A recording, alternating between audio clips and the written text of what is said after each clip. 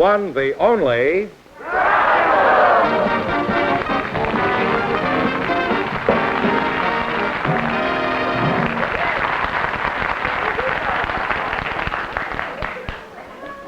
Is there a masseuse in the audience? Howdy, howdy, howdy. George, I may not have my mind on my work tonight, so don't expect too much. Oh, what's the trouble? Well, my daughter's having trouble with appendicitis. Linda, what hospital is she in? No, she hasn't got it. Her trouble is she can't spell it. Do you know that feeble joke is older than you are, George? No, I do. And it's just about as feeble as you are, too. Well, Groucho, at this point, may I ask you a question? I have nothing to hide. Feel free to go right ahead. All right. This last week, did a gentleman come to your house and ask you some questions? Well, someone's always asking me a lot of questions. So, which gentleman are you referring to? Well, I think this gentleman, you would remember, he had you fill out a number of questionnaires, I believe. Yes, a couple of days ago. Why? Well, I'm sure you were aware that these questionnaires constituted an aptitude test. And tonight, later in the show, we're going to find out just what work you're best suited for.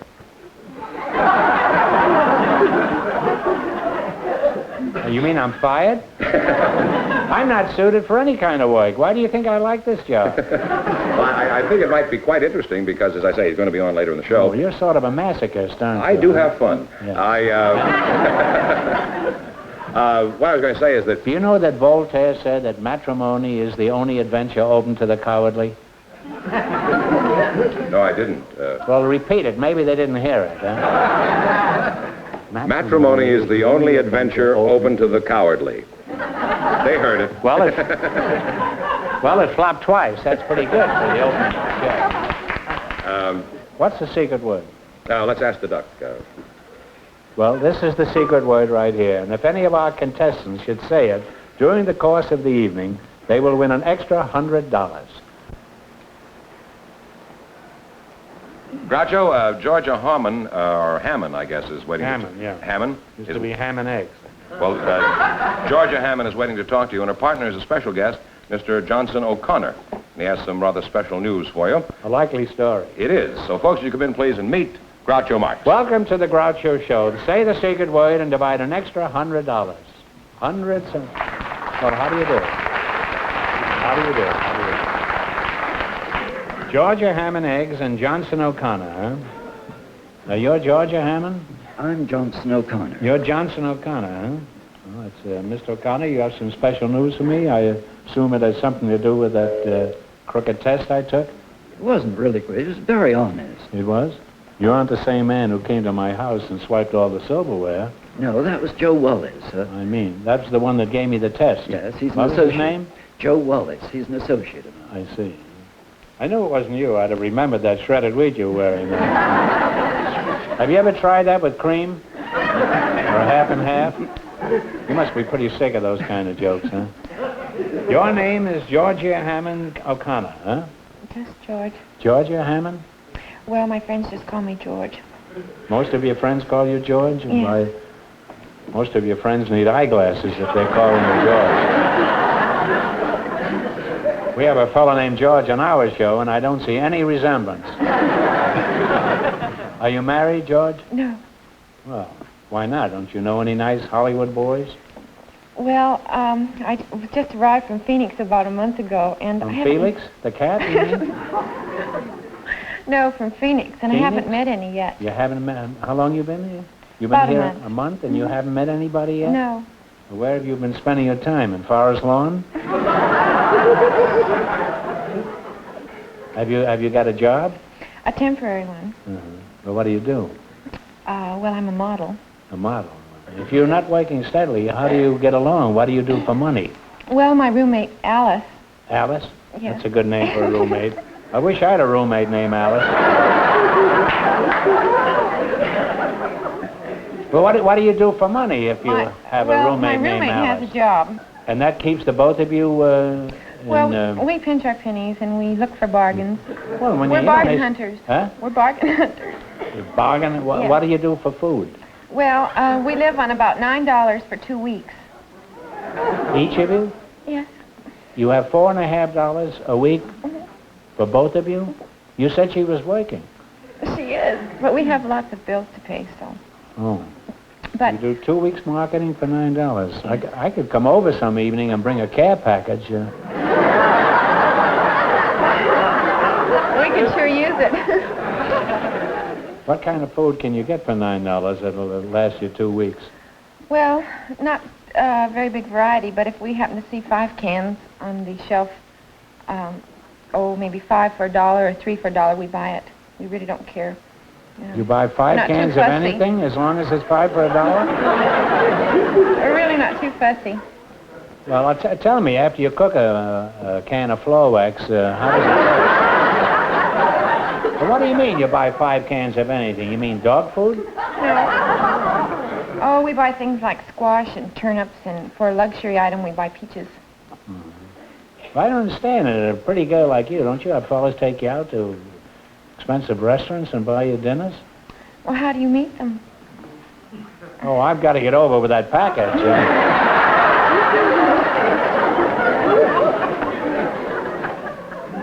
So, well, say you're fixing a Sunday dinner. What kind of a can do you open on there?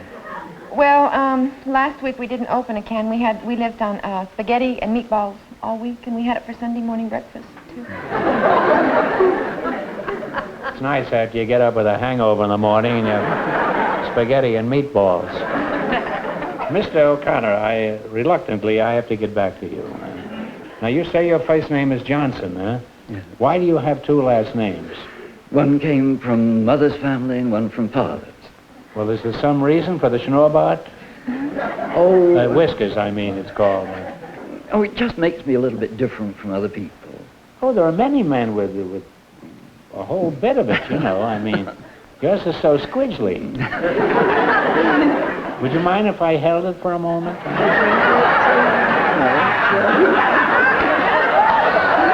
it, George. It's very nice. Come on, let George try it.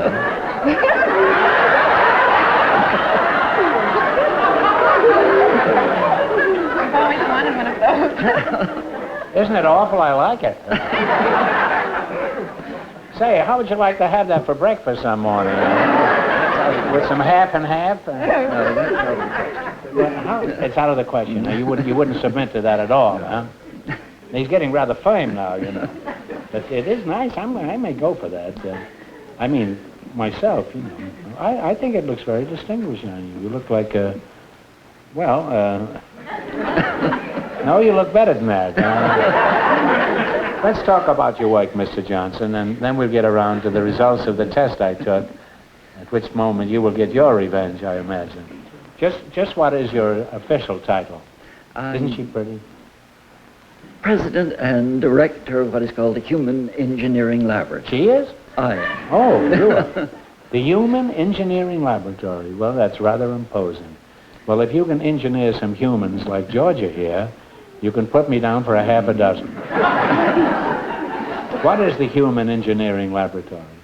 It gives aptitude tests, only we call them work samples or sample jobs. Mm-hmm. We're trying gradually to make a sample of each different kind of work there is, so that a boy starting life can try a dozen different samples of a dozen different kinds of work. Could you show me the analysis of my test? I'm curious to know what I'm good for. Could you go get your notes? Yes, I have them right here. And if you got any sandwiches in your briefcase, bring those out too. George, are you happy being an unemployed model, or do you think you could benefit by one of these tests? Perhaps you should be in some other line of work. Have you thought about it? Well, I know what I'd like to be. What would you like to be, honey? A race car driver. A race car driver? There's the way it goes. Here's a girl who's perfect for parking, and all she wants to do is racing.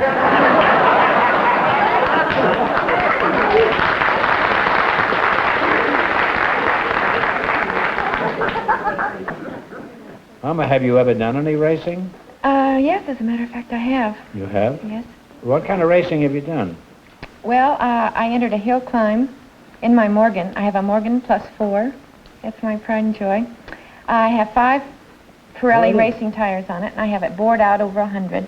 You have a car that must have cost $3,000-4,000, and you're home eating spaghetti for breakfast? This is when I had money. Oh, I see. Johnson, what have you... Is this the Kinsey report you have here? This is the report of your aptitudes. Of my aptitude, huh? I took 3 tests, as I recall. Mm-hmm. Now, how many did I pass? 1, actually. What kind of test did I fall down on? Structural visualization and one called inductive reasoning. You mean I failed playing with those blocks, was that it? Playing with the blocks, yes. They gave me some blocks, and they told me to put them together. Does this mean I can never be a bricklayer? It means you ought not to be a bricklayer yet. Well, I don't plan on becoming a bricklayer. My business, if I can arrange it, is taking care packages over to Georgia. We could sure use one. But what is the test supposed to prove, that if I could put these blocks together? That's structural visualization. That's this ability to see. It's a mechanical aptitude. Well, It's an engineering I can't even open my window. aptitude. An architect looks at a flat blueprint, but he's got to see in his own mind a solid building, which he never really sees until it's all up and built. Now, Professor, I want to ask you something, and I want a serious, honest answer. You gave me these blocks, and I failed. Now, could a baboon put these blocks together? I think he could probably learn to put them together if he tried long enough. That's nice. Here I am supposed to be a successful quizmaster. And a baboon could do what I couldn't do. Could a baboon take a care package over to Georgia? I bet not. Well, just because I couldn't put 6 blocks together doesn't mean I'm a total failure, does it? No, because a low score in that means a high score in this ability to deal with ideas. Well, now you're talking, Professor. Let's have it. What was I good at? Abstract visualization and a big English vocabulary. And Nothing American, just English? English vocabulary, and that checks better with top success than anything else we can make. Well, what did I get on the vocabulary test? You were way up with top executives. With the top executives, huh? Then how is it I'm not in jail for conspiracy? Okay, now you know all about me. Now, what would you say I'm best suited for? Park bench and some pigeon feed? Staying right where you are, exactly. Doing just what you're doing. Doing this? Doing Well, this. thank you, Professor. That's what I plan on doing, huh? Now, could you give Georgia a test like that? I don't mean George Penham. I know what he should be doing. He should be doing about 30 years in Alcatraz. I mean, this gorgeous George here, what should she be doing? We can't actually measure aptitudes without her coming to the laboratory. For 4 days, 3 hours and a half each day. Would you provide her with food better than she's accustomed to at home? You want her to come to your office for 3.5 hours for 4 days. Why, Johnson O'Connor, your aptitudes are exactly the same as mine. And you ought to be ashamed of yourself. Now, let's see how much money you can win. Mr. Fenneman, here's a giant mine coming out here now. Look at him. Would you got the quiz here? Yes, Would you explain what the category was? You selected words in the language taken from proper names, right? Yes. Which one? You better take one. Well, This is just luck, this part of it. However, you do have to make $500 altogether in 4 chances. You were starting out with 100. George, I told you repeatedly to hand it under, didn't I? I'd like to see him with those blocks. You got him backstage there? I'd like him to try those blocks, see how good you are. Do you really? Yeah. I'd like to try them. Really? I'd like to show them up. All right, good. Take you about I have a very year good to do mechanical it. aptitude. You do, huh? Yes. All baboons do.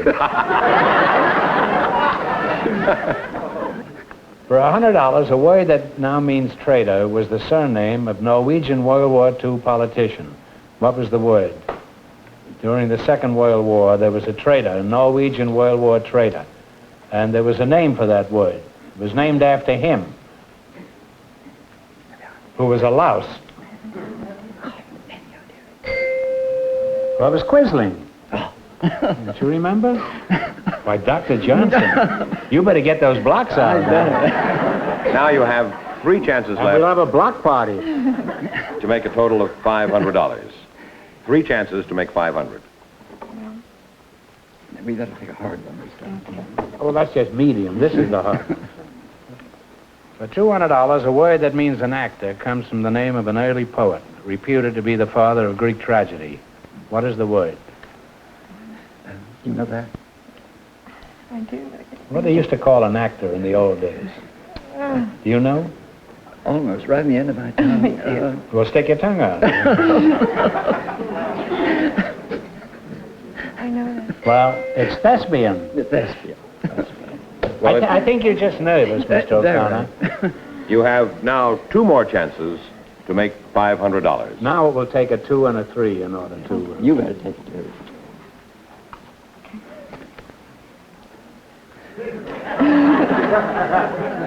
You think I haven't got him well trained, huh? Should see him off the stage. Picks up and goes like that. For $200, a person who dives off a height is often spoken of using the name of a man who reputedly jumped off the Brooklyn Bridge in 1886. What is the word for a man who jumped off the Brooklyn Bridge? You know that? No. It looks like you're going to be on a steady diet of spaghetti and meatballs. Certainly does. Well, it's Steve Brody. You know, there used to be an old joke about that. He says, yeah, there was a great man, Steve Brody, jumped off the Brooklyn Bridge. Yeah, well, so nothing. Jumped off the road. Yeah, I thought he jumped over it. Well, it's not much of a joke, but since you have no money, I imagine it's difficult to laugh at this time. So you have 1 more chance to make 500, which is a little difficult, I think. Why don't you go for broke and go for the 300? All right, let's go. Either you leave here with nothing or you leave here with $300. George, I told you I wanted it over. Oh, of course. For $300, a young colonel in the reign of Louis XIV was such a strict disciplinarian that his name today means anyone who rigidly stresses strict obedience of the rules. What is the word? That's in a book that I wrote, and there's a long chapter on it. And it's something like a martinet. Martinet is right, and you won $300.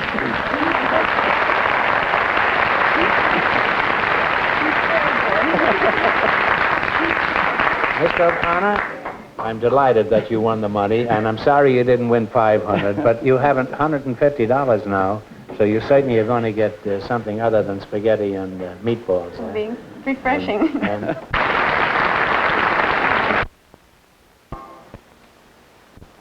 Well, Groucho, we saved a few minutes tonight so that somebody in our studio audience could have a chance to win some money. We've selected a couple, and here they are now. Folks, would you come up, please, and meet Groucho Marx? Could you give us your name, please? Christine Korndijk. Korndijk. Well, that's a nice name. And your name is? I'm Colonel Bonasso, Groucho. Well, you don't have to throw your rank around with me. You know. All I did is ask you for your name. I'm not going to enlist.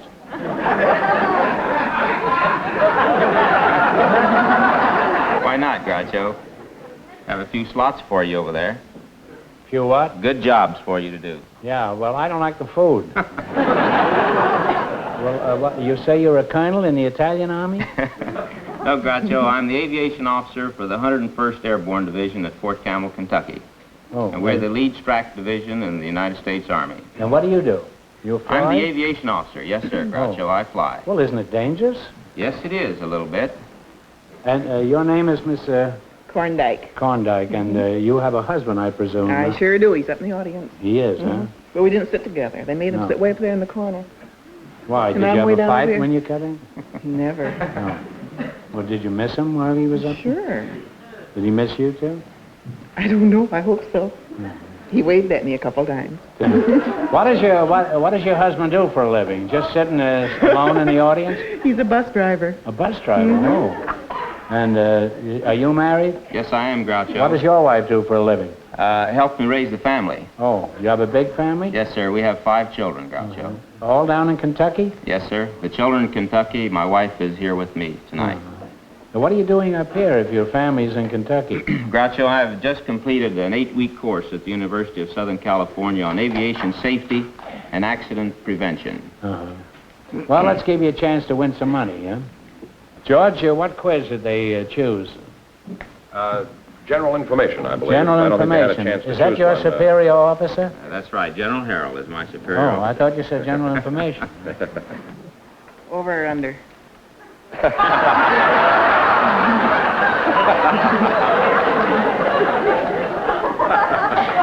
I don't know how to answer that. For $200, where in the United States is the tomb of the unknown soldier?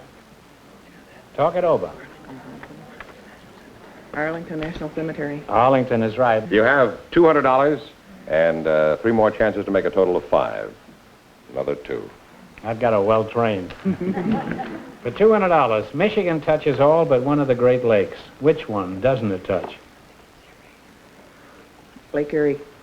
No, I'm sorry. It's Ontario. Uh-oh.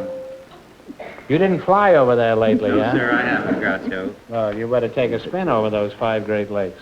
Another 200, under. This is a pretty underhanded show, you know. For $200, how often is the regular United States Census taken? Every 10 years. Every 10 years is right. You now have $400. Are you going in for 5? Are you going to stop there?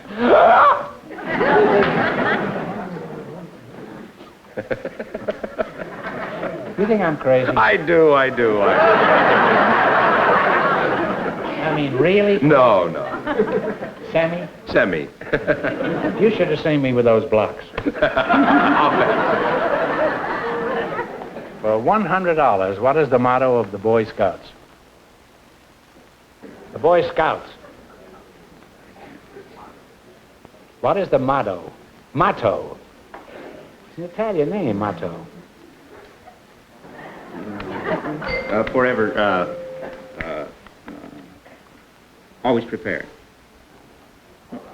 Well, Be prepared. Yeah, you were past the time, but since you work for the United States government, we know you need the money, so we're going to let you get away with it. Thank you very much, Groucho. So you can get a chance later at the big money, so go over there and sit down.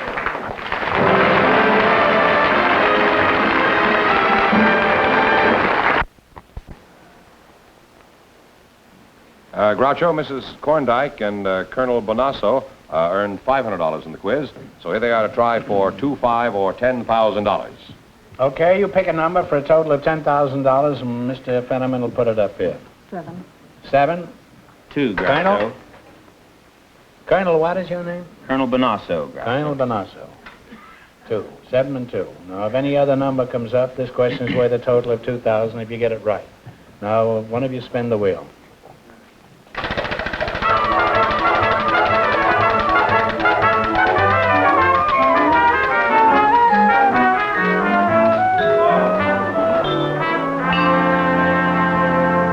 I'm sorry, you picked 2 and 7, it came up 4, so here we go for a total of $2,000.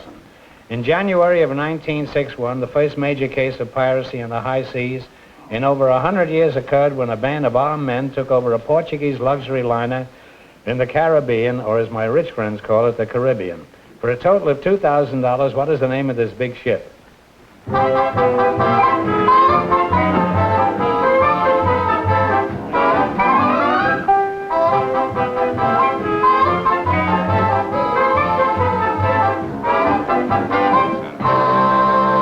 What is the Santa answer? Maria. What is it? Santa Maria. Santa Maria is right.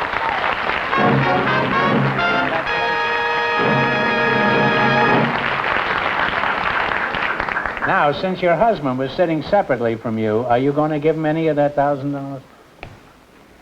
You don't have to answer. There is nothing as eloquent as silence. And you, Colonel? I'm going to make my wife happy, Groucho. What are you going to do, get a divorce? I'm going to increase her budget. Oh, well, I've never seen her budget, so I don't know anything about it. Congratulations, and thanks for being with us. Groucho. And take good care of the airport.